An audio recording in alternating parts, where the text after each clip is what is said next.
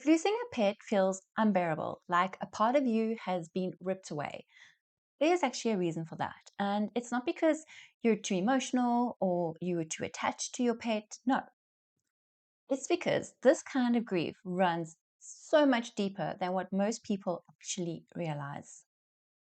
Hello, I'm Sandra Lynne.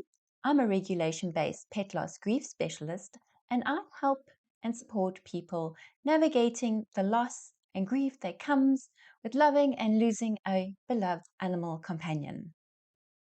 In this video, I'm going to share with you some key reasons why losing a pet hurts so deeply and a gentle practice that you can do when the pain is unbearable. When we love an animal, they are not just in our lives. They are part of our lives. They're part of our routines, our plans. They're there in the quiet moments. They're there in the times of distress. They are there when we need them, and they're there when we start and finish our day.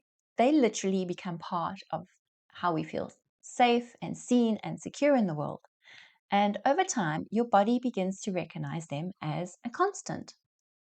Not something temporary, but something stable and grounding. They become your co-regulator of your nervous system. And I bet that most of the time when you're feeling sad, anxious, or overwhelmed, you reach for your pet and they feel like your anchor. So when they're gone, your mind might know logically what's happening, but your body hasn't quite caught up yet. And that's why you might find yourself reaching for them without thinking, expecting to hear them, feeling an ache or absence, and them not being there. And this isn't just emotional pain, it's your nervous system trying to adjust to a new world, a world that no longer feels the same without them. And that's why it can feel so overwhelming, even if other people don't understand it. So instead of trying to push your feelings away or tell yourself you should be coping better, lean into what you are feeling and acknowledge what you are actually experiencing. There's a simple little practice that you can do when the hurt is too much or your feelings are too overwhelming. We start by placing a hand on our heart, resting the other by your side or in your lap. You can close your eyes if you like, or gently soften your gaze and take a slow, deep breath in and say quietly to yourself, either aloud or inside your head, I acknowledge the pain and the grief that I am feeling, and I know that it hurts so much because they mattered. And slowly release your breath in a long exhale.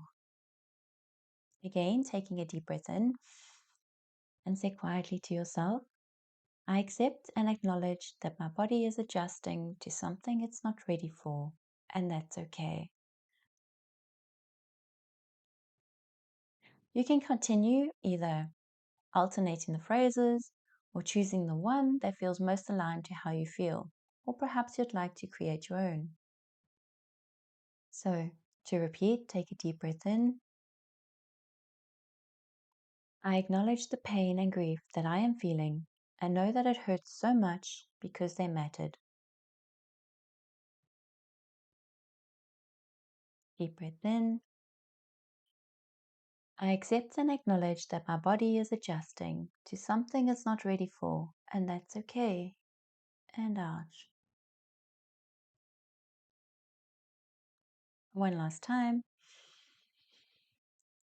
I acknowledge the pain and grief that I am feeling, and I know that it hurts so much because they mattered.